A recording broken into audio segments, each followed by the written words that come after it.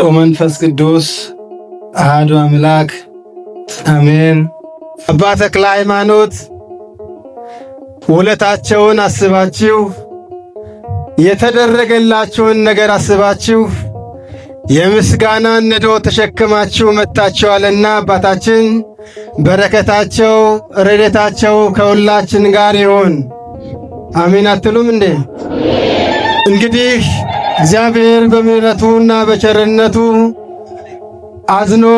አዝኖልን በቸርነትና በይቅርታው ብዛት ጠብቆን ወደዚህ ከተማ መተናል። እንደ ኃጢአታችን ብዛት ቢመለከተን፣ እንደ በደላችን ብዛት ቢመለከተን ማንም በፊቱ አይቆምም ነበረ። እግዚአብሔር ገበና ከታች ስለሆነ፣ እግዚአብሔር ኃጢአት ሸፋኝ ስለሆነ ኃጢአታችን ሳይገልጠው እንዲሁ ከርኖ የምስጋና ነዶ እንድናዘጋጅ ወደዚህ ከተማ ሰብስቦናልና ክብርና ምስጋና ለእሱ ይሁን። እሱ የሚያግደን ነው። እሱ የሚያግዘን ነው። እሱ የሚመግበን ነው። እሱ የሚያሳርፈን ነው። እሱን አምኖ ያፈረ የለምና እሱን አምኖ ጠርቶ ያፈረ የለምና በምሕረት በቸርነት ወደዚህ ከተማ ሰብስቦናል። እሱ ሰብሳቢ ነው፣ ሁላችንን የሚሰብስበን። በዚህ በማቴዎስ ወንጌል ላይ አንድ ቃል አለ። ዮሐንስ አንገቱ ከተቀላ በኋላ ሐዋርያት በድኑን ወስደው ቀበሩ። ለክርስቶስም ሄደው ነገሩት። ድንግል ማርያም ልጅ በጣም አዝኖ የሆነውን ነገር ሁሉ ተመልክቶ እጅግ በጣም አዘነ። እዚህ በኋላ ሐዋርያትን እንዲህ አላቸው፣ እናንተ ደግሞ ወደ እኔ ኑና ጥቂት ረፉ።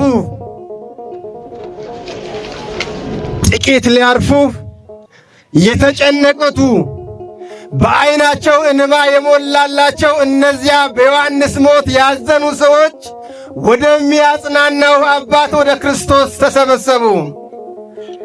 ሰብሳቢው መድኃኔዓለም ሁላችንን የሚሰብስበን አባት እንደሌላቸው ልጆች አልተዋቸውም የሚል የእግዚአብሔር ቃል አለና ወደ ሰብሳቢው ተጠጉ።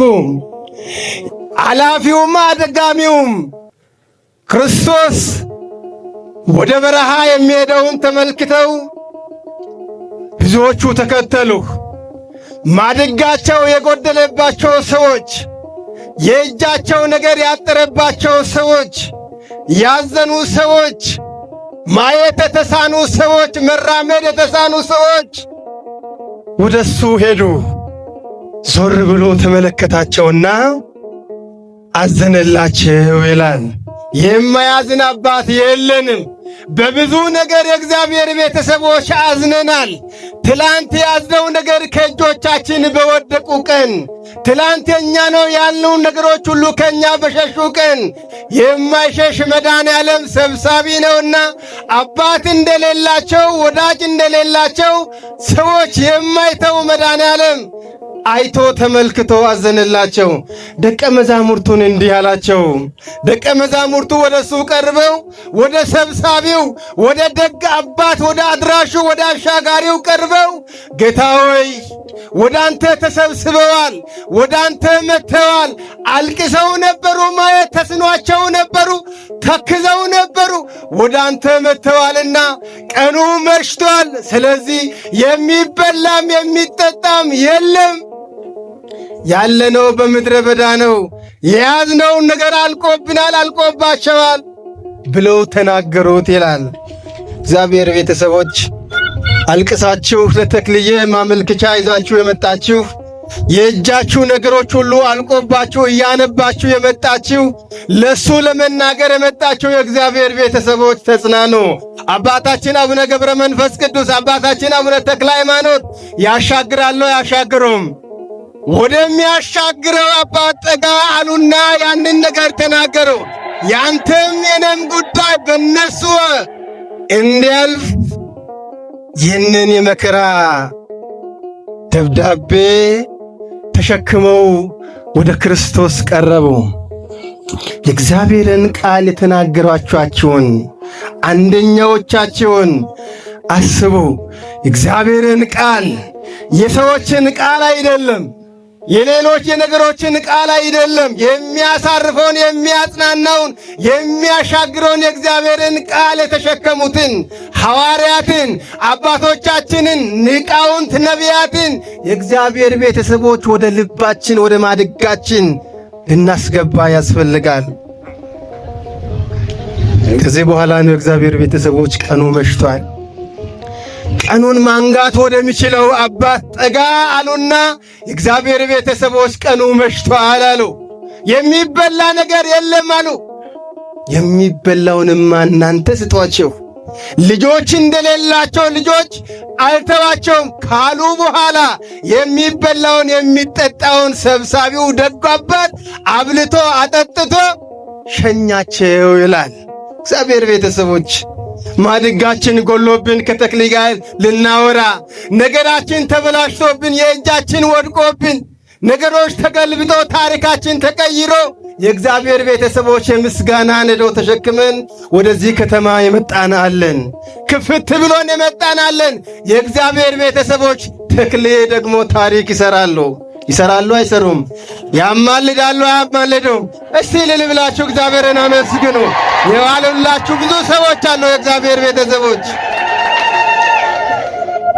የእግዚአብሔርን ቃል የተናገሯቸውን እግዚአብሔር ቃል ኃይል አለው። የእግዚአብሔር ቃል ብርታት አለው።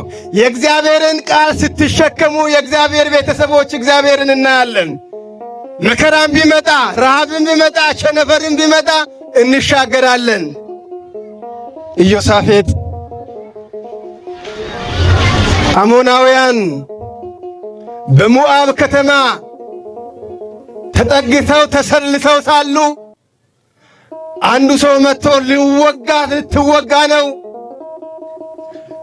ሲባል ኢዮሳፌጥ ጥጉቤ እግዚአብሔር ስለሆነ ቃለ እግዚአብሔር የጠገበ ስለሆነ ሕዝቡን ለመታደግ ለሕዝቡ አንደኛ ለመሆን የእግዚአብሔር ቤተሰቦች ወደ እግዚአብሔር ተራራ መጣ። ወደ ጎረቤት አልሄድም፣ ወደ ሌሎች ቦታዎች አልሄድም። እግዚአብሔር ያሻግራል። አማሌቃውያንና አማሌቃውያንን ያንን የታደክ እግዚአብሔር ረሃብን ቢመጣ፣ ቸነፈርን ቢመጣ፣ ምንም አይነት ቢመጣ ዓይኖቼን ወደ አንተ አነሳለሁ። አንተ ማሻገር ትችላለህ። ረሃብን ቢመጣ አንተ በምታይበት በዚህ ቤት ሆኜ ነገሬን እናገራለሁ፣ ነገሬን አውጃለሁ አለ። እግዚአብሔር በይቅርታ መጣ። በአዛኤል ልጅ ላይ በኃይል መጣ። አዛኤልም የእግዚአብሔር ቤተሰቦች ጥጉቤ ቃለ እግዚአብሔር ስለሆነ የምትዋጉት እናንተ አይደላችሁም። ስለ እናንተ የሚዋጋ እግዚአብሔር አለ። ስለ እናንተ የሚሻገር እግዚአብሔር አለ። አትብሩ፣ ነገ ውጡ፣ እግዚአብሔርን ተሸክማችኋልና። እግዚአብሔርን ተሸክሞ እግዚአብሔር ቤተሰቦች ወጡ፣ ድልም አደረጉ። ዛሬ የምናከብራቸውም አባታችን አቡነ ተክለ ሃይማኖትን ብናይ እናታቸው የእግዚአብሔር ቤተሰቦች መካን እንደነበረች ገድላቸው ይናገራል። እግዚአብሔር ከዚህ ይሰውረን። እግዚአብሔር ቤተሰቦች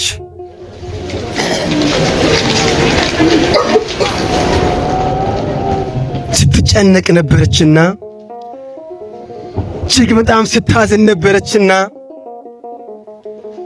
አንድ ቀን ወደ እግዚአብሔር ቤት መታ እግዚአርያ አንተን የሚያከብር ቃለ እግዚአብሔርን የሚሸከም ለእግዚአብሔር ላንተ የሚታዘዝ ልጅ ስጠኝ፣ ማይጸኔን ዓለም ልምልኝ፣ እንደ ሌሎች ሰዎች አድርግልኝ እያለች ወደ እግዚአብሔር ትጮህ ነበረ። ችግረኛን የሚሰማ እግዚአብሔር፣ እንቆቅልሽን የሚሰማ እግዚአብሔር። ምናልባት የእግዚአብሔር ቤተሰቦች የኔ ያንተም ጊዜ አሁን ልንል እንችላለን። እግዚአብሔር ሥራውን የሚሠራው በጊዜ ነው። አሁን ልንቸኩል እንችላለን። በጊዜ በሳቴ ገከናሽ ገከናው ከየተት ሰዓዋይነ ሎቴት ሰዓዋይ ናጓዋይ ማይዛዋይ ከያዋይ ኦጌስ ገላታይነ ቦንቾ ዛስግዶ ግን እሞንታገና ወስራይሳ ሴስ ሳመትራይሳስ እሜዝ ካሎትራሳስ ማይዜዝ ጋፈተርስ ግዛይሳ ውሼስ ኑ አዋዚ ከአዋዚ ሎአዋዚ ወስነ ረጎንታ አግረቀማይ ባባ ምናልባት እነ ጊዜ አይደኮ ረተና ታግዜ አይደኮ ረተና ናይፋፍ አፉንታ ውጨና ጊዜ ረተና ናቸለ ሰናው ዳንዳያሳ ግን ጾሳ ጊዜ ቡሮና ገላታይነ ቦንቾ ጾሳ አስግዶ የእግዚአብሔር ጊዜ ሲደርስ እግዚአብሔር ቤተሰቦች እግዚአብሔርን የሚፈራ አባቱን የሚፈራ ልጅ ተወለደ። አባታችን አቡነ ተክለ ሃይማኖት ከዚያ በኋላ የወንጌል አርበኛ ሆነዋል። ቃለ እግዚአብሔርን ተሸክመዋል። ቃለ እግዚአብሔርን አድርሰዋል። ንጉሡን ቶሌምምን ተቃውመውታል። በድፍረት ለክርስቶስ መስክረዋል። የእግዚአብሔር ቃል በማይነገርበት ከተማ፣ የክርስቶስ ቃል በማይሰበክበት ከተማ ጳውሎስና ሲላስንም ብናይ የእግዚአብሔር ቤተሰቦች ሌላ አዲስ ነገር ያመጣሉ። ሌላ አዲስ አስተምሮ ያስተምራሉ። ስለዚህ ሊገደሉ ሊታሰሩ ይገባል ተባሉ። ጳውሎስና ሲላስ እጃቸውና እግራቸው ተጠርንፎ ወደ ወህኒ ወረዱ። በወህኒ ቤት የእግዚአብሔር ቤተሰቦች የእግዚአብሔርን ቃል ያስተምሩ ነበረ፣ እልል ይሉ ነበረ። ዛሬ ታዲያ የእግዚአብሔር ቤተሰቦች እንደ ኖሳ ስንዘል ወደ እግዚአብሔር ከተማ እንመጣለን ወይ? ማድጋችን ሲጎልብን አይደል? የእኛነታችን ለእኛ ጀርባ ሲሰጥልን አይደል? እግዚአብሔር ቤተሰቦች ግድ የላችሁም።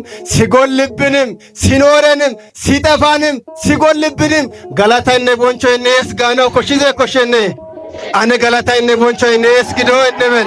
ሲኖረንም ሳይኖረንም ቢኖረንም ባይኖረንም ገላታይነ እስከዶ በወይኒ ቤት ሆነው ያመሰግኑ ነበረ። በወይኒ ተጠርንፈው እንደምቦሳ እየዘለልን እኛ እናመሰግንም።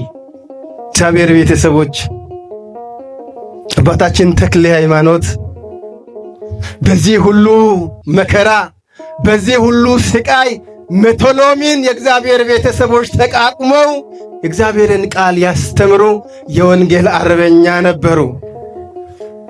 በማለዳ በጠዋት ቅዱስ እግዚአብሔር አብ፣ ቅዱስ እግዚአብሔር ወልድ፣ ቅዱስ እግዚአብሔር መንፈስ ቅዱስ ብለው እግዚአብሔርን ያመሰገኑ ትልቅ አባት ስለ ሁላችን እንዲያማልዱ እሳቸው ቅዱስ ፈቃዶ ይሆነልን። እግዚአብሔር ቤተሰቦች ወንጌልን አስተማሩ፣ ሃይማኖትን ተከሉ፣ ስማቸው ተቀየረ፣ የወንጌል አርበኛ ሆኑ።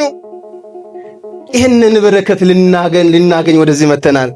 የእግዚአብሔርን ቃል የተናገሩትን እና አቡነ ተክለ ሃይማኖትን ልንመስል ያስፈልጋል ነው ልንሆን ያስፈልጋል ነው። ለወንጌል አርበኛ ልንሆን ያስፈልጋል ነው። ለወንጌል የተመቻቸን ሰዎች ልንሆን ያስፈልጋል ነው። እስከዚህ ሰዓት የጠበቀን ያገዘን ክብርና ምስጋና ለሱ ይሁን። አረፉ። 56 ዓመት ቆዩ። ከዚያ ከነበሩበት ከተማ ከነበሩበት ቦታ ወደ አዲስ ወደ ተሰራው ቤተ መቅደስ አጥንታቸው አጽማቸው የፈለሰበት ቀን ነውና በዚያ ቀን ነው የሚለው ቀምሱን የነኩት የዳሰሱት ይድናሉ ይላል መጽሐፍ ቅዱስ። ያንን አጽም የነኩ ማየት የተሳናቸው ማየት ችለዋል። መራመድ የተሳናቸው መራመድ ችለዋል። ስለዚህ ቅዱሳኑ በሕይወትም ሳይሆን በሞትም ሆነው ያማልዳሉ፣ ይታደጋሉ። ክብርና ምስጋና ለእሱ ይሁን። ኤልሳ መጽሐፈ ነገሥት ካልዕ ምዕራፍ 13 ላይ ከቁጥር 21 ላይ ኤልሳ ሞቶ ሳለ አደጋ ጣዮች መጥተው የእግዚአብሔር ቤተሰቦች አንድ አስክሬን አምጥተው በኤልሳ መቃብር ላይ ቢያስቀምጡ ተነስቶ እንደ እንቦሳ ዘለለ ቆመ ይላል። ስለዚህ ዛሬ ነገሮቻችን ተበላሽቶብን መቆም ያልቻልን የእግዚአብሔር ቤተሰቦች እንድንቆም እንድንዳሰስ ወደዚህ ከተማን ያስመጣን ያሻገረን ክብርና ምስጋና ለሱ ይሁን። የአባታችን አቡነ ተክለ ሃይማኖት በረከት ከሁላችን ጋር ይሁን። ገላታና የቦንቾ ጾሳስ ግዶ ገላታይስ